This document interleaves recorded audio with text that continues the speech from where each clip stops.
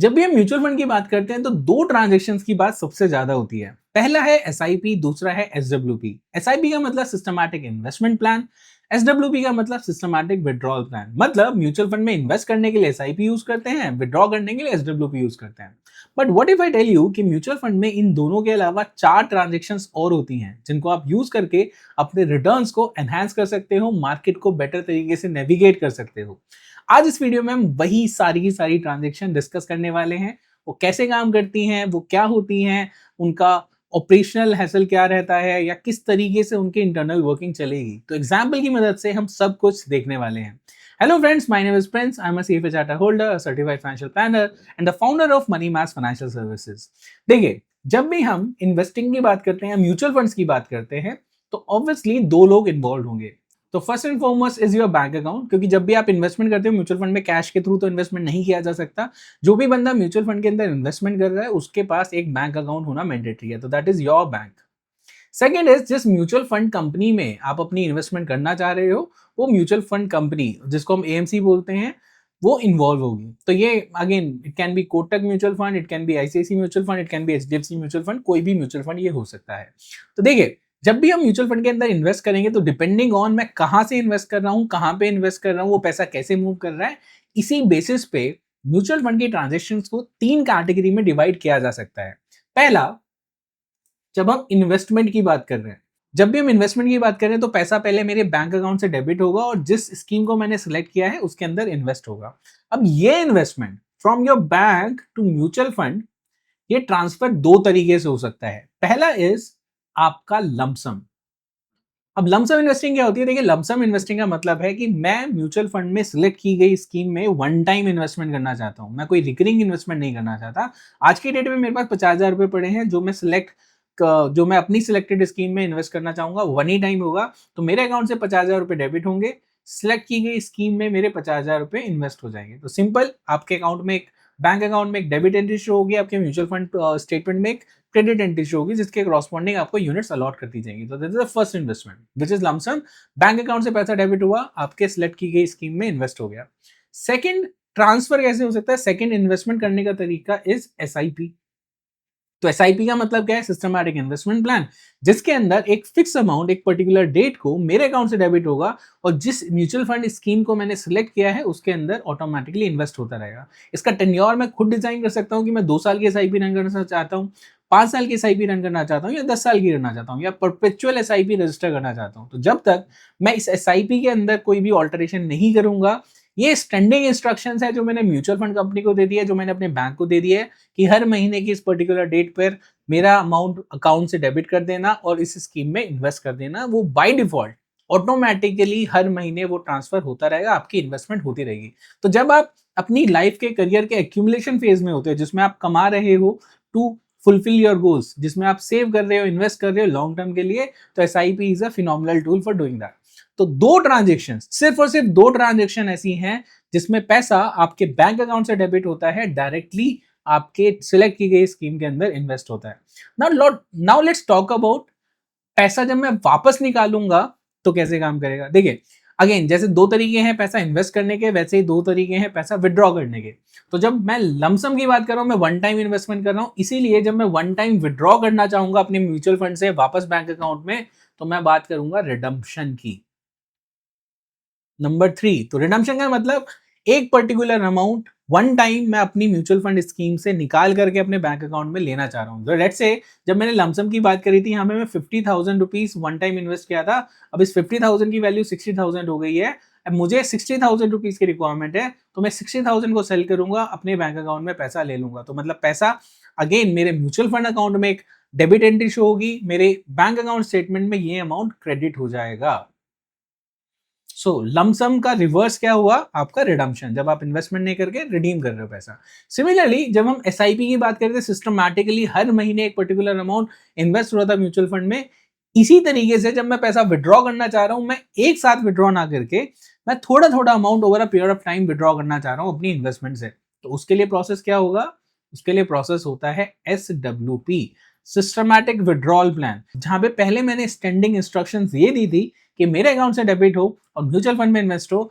अब मैं standing instructions अपने म्यूचुअल फंड कंपनी को दूंगा कि हर महीना इतना पैसा मेरे इस पर्टिकुलर फंड से डेबिट करते रहना और ये पैसा मेरा वापस से मेरे बैंक अकाउंट में क्रेडिट करते रहना. तो that is how SWP basically works. It is nothing but the reverse of SIP. अब मैंने स्टार्टिंग में पोर्टफोलियो के अंदर 6 ट्रांजेक्शंस की बात की थी. म्यूचुअल फंड में 6 ऐसी ट्रांजेक्शन है जो आप कर सकते हो. अब ये 4 हमने कवर कर ली.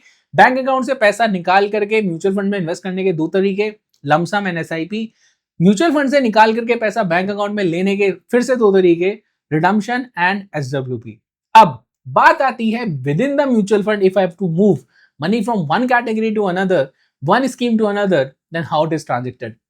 इसके भी 2 तरीके होते हैं. तो पैसा मैं अपने अकाउंट में ले सकता हूं, अकाउंट में लेकर के वापस इन्वेस्ट कर सकता हूं. But let's say I don't want to do that. मुझे अपनी अकाउंट स्टेटमेंट को क्लटर नहीं करना है. What I want to do is कि मैंने let's say ICICI Prudential mutual fund की AMC में पैसा इन्वेस्ट किया है. इसकी एक स्कीम है, let's say large cap scheme के अंदर मैंने पैसा डाला है. इस लार्ज कैप स्कीम से मूव करके I want to move this money to mid cap. And again it is ICICI just for the illustration purpose. या कोटक के साथ कर सकते हो, HDFC के साथ कर सकते हो, any AMC that exist in this particular industry. आप किसी भी AMC के साथ ये काम कर सकते हो.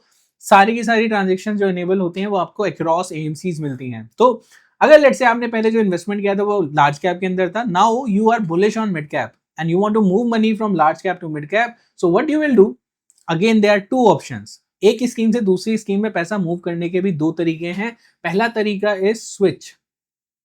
स्विच का मतलब है वन टाइम. अगेन जैसे मैंने 50,000 रुपए यहाँ इन्वेस्ट किया and it is not growing here, I want to move my this 50,000 rupees to my mid cap scheme. जो मैं चाहता हूँ वन टाइम में ही सारा का सारा पैसा मूव कर जाऊं. तो मैं क्या करूंगा, मैं वहां पे स्विच ट्रांजेक्शन इनिशिएट कर सकता हूँ. लेट्स से आपने जो पैसा इनिशियली इन्वेस्ट किया वो डेट फंड के अंदर किया. Now you want to move money from debt fund to equity fund, because market आज के दिन में 5% 7% का करेक्शन आ गई है. तो वन टाइम पैसा स्विच करना चाहते हो आप अपनी conservative categories to aggressive category, तो उसके लिए वन टाइम इंस्ट्रक्शन स्विच. तो अगेन वन टाइम की जब हम बात कर रहे हैं, हमने लमसम की बात करी, हमने रिडम्पशन की बात करी. तीसरा, अगर with in the same AMC हम एक स्कीम से दूसरी स्कीम में मूवमेंट कर रहे हैं तो उसको कहते हैं स्विच. अब इस स्विच को हम आराम से मतलब वन टाइम है तो वन टाइम OTP बेसिस पे हम अपनी म्यूचुअल फंड कंपनी को इंस्ट्रक्शन दे सकते हैं कि ये पैसा मेरे इस अकाउंट से इस स्कीम से मूव करके इस स्कीम में ट्रांसफर कर देना. अब ये स्विच काम कैसे करता है, it is nothing, accounting terms में ये आपका सेल और परचेज ही है. जब आप म्यूचुअल फंड की या अपनी कैपिटल गेन टैक्स रिपोर्ट देखोगे तो वहां पे स्विच ट्रांजेक्शन को 2 पार्ट में रिकॉर्ड किया जाता है. First, it is a sale of source scheme. मतलब जिस स्कीम से आप पैसा मूव कर रहे हो दूसरी स्कीम में, इस स्कीम से वो पैसा निकल रहा है तो it is considered as a sale जिस दिन भी आपका आप ये स्विच पर्टिकुलर ट्रांजेक्शन एग्जीक्यूट करोगे. फिर it is also a combination of purchase. तो मतलब आपका ये रिडम्पशन हुआ उस स्कीम से जिससे पैसा निकाल रहे हो, जिस स्कीम में पैसा डाल रहे हो उसमें परचेज हुआ. तो accounting will work totally in the same manner had you executed the transaction of redemption first, and जब वो पैसा अकाउंट में आ जाता है उसके बाद उस दिन परचेज करते हैं. बस वो पैसा अकाउंट में नहीं आ रहा, वन टाइम से या वन सिंगल ट्रांजेक्शन को एग्जीक्यूट करके मैंने दोनों ट्रांजेक्शन साइमल्टेनियसली एग्जीक्यूट कर ली. That is the only difference that is happening in a switch transaction. So switch is a combination of redemption plus purchase. जिस स्कीम से निकाला उसमें रिडम्पशन, जिस स्कीम में पैसा डाला उसमें परचेज.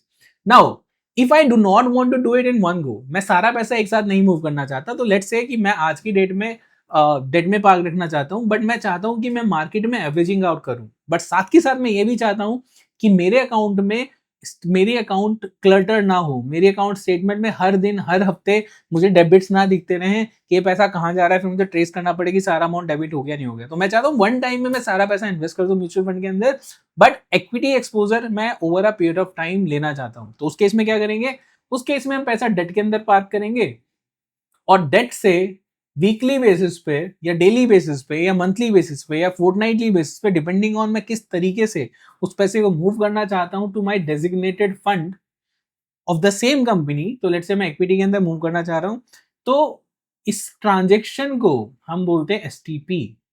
STP मतलब सिस्टमैटिक ट्रांसफर प्लान. मतलब स्टैंडिंग इंस्ट्रक्शंस मैंने बैंक अपनी AMC को दी, जिसमें मैंने उनको बोला कि हर हफ्ते इस पर्टिकुलर डेट पे इस पर्टिकुलर डे पर इतना अमाउंट मेरी इस स्कीम से निकाल देना, इस स्कीम में मूव कर देना, and that is how I want to run this. तो ये मेरा STP ट्रांजेक्शन हो गया. तो जिस स्कीम से मेरा पैसा निकलेगा which will be debt scheme, तो इसमें होगा STP आउट. जिस स्कीम के अंदर पैसा इन्वेस्ट हो रहा होगा उसको बोलेंगे एसटीपी इन। अगेन अकाउंटिंग टर्म्स में, टैक्सेशन टर्म्स में कैसे काम कर रहा है? It is nothing but a redemption plus purchase transaction. तो जो भी आपने अपना पैसा यहां से निकलेगा तो इसमें रिडम्पशन काउंट होगा, जैसे स्विच में हुआ था। जब यहाँ पे इन्वेस्ट होगा तो ये परचेज की तरह काउंट होगा, अगेन जैसे स्विच में हुआ था। But switch was one time, इसको सिस्टमैटिकली रिकरिंग बेसिस पे करने के लिए इसको हम बोलते हैं एसटीपी, सिस्टमैटिक ट्रांसफर प्लान। तो आई होप आपको समझ में आ गया कि 3 तरह की ट्रांजेक्शन हैं जो एग्जिस्ट करती हैं। टोटल 6 ट्रांजेक्शन है, 3 बकेट्स में डिवाइडेड है। पैसा जब बैंक अकाउंट से निकल करके आपके म्यूचुअल फंड में जा रहा है तो 2 तरीके से काम हो सकता है। पहला, परचेज मैनुअली परचेज कर लो आप, या फिर एसआईपी के थ्रू परचेज कर सकते हो। दूसरा, जब आप अपनी इन्वेस्टमेंट से निकाल करके पैसा बैंक अकाउंट में ले रहे हो तो फिर 2 तरह की ट्रांजेक्शन होगी, रिडम्पशन होगा या फिर एसडब्ल्यूपी होगा, which is the reverse of SIP. अब विद इन द एएमसी आप एक फंड से दूसरे फंड में मूव करना चाहते हो, ट्रांजेक्शंस अपने बैंक अकाउंट से लिमिटेड रखना चाहते हो, तो उस केस में क्या होगा? स्विच होगा which is equivalent to your redemption plus purchase, या फिर एसटीपी होगा which is nothing but a recurring basis पर एसआईपी एंड एसडब्ल्यूपी। तो मैं से ऐसा, why do I say SIP and SWP? तो सिस्टमैटिक विड्रॉल प्लान में क्या हो रहा था? हर महीना हर पर्टिकुलर डेट पे एक पर्टिकुलर अमाउंट आपके इन्वेस्टेड स्कीम से वापस से निकल के आपके बैंक अकाउंट में आ रहा था। एंड उस एसआईपी में क्या होता था? उस बैंक अकाउंट से वो पैसा एक पर्टिकुलर डेट पे वापस से इन्वेस्ट हो रहा था। तो सिमिलरली इसके अंदर भी STP is nothing but SWP plus SIP operating at the same level. तो operating at the same level का अगेन मतलब ये है कि जिस डेट को मैंने एग्जीक्यूट किया उससे अगले डेट पे वो हो जाएगा।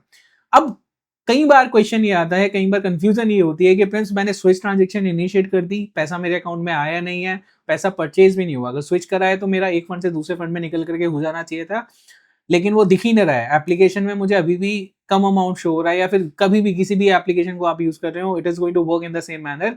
तो देखिए इसका कोई कंडीशन होता है जो हमारी सेबी ने लगाया हुआ है कि जब तक पैसा रियलाइज नहीं होता तब तक बाइंग नहीं हो सकती। फॉर एग्जाम्पल, जब आप रिडम्पशन की बात कर रहे हो तो रिडम्पशन आपने आज की डेट में किया, लेट्स से मंडे मॉर्निंग में आपने रिडम्पशन ट्रांजेक्शन एग्जीक्यूट किया।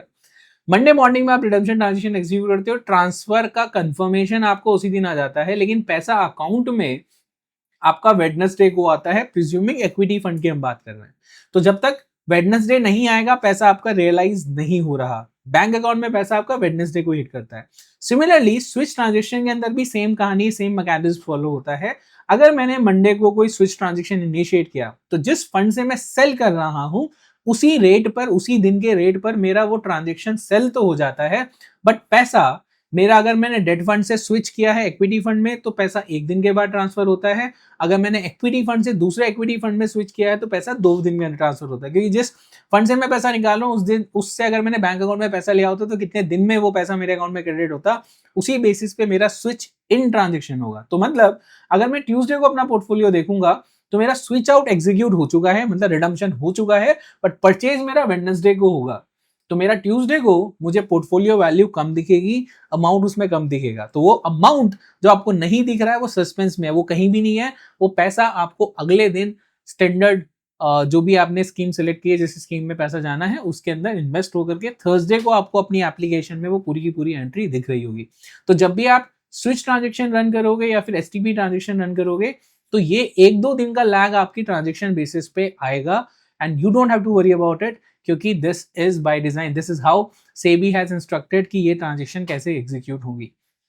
तो again, account to mutual fund, lump sum and SIP, mutual fund to back to account, redemption and SWP. Within mutual fund, if you're doing transaction, it is switches and STP.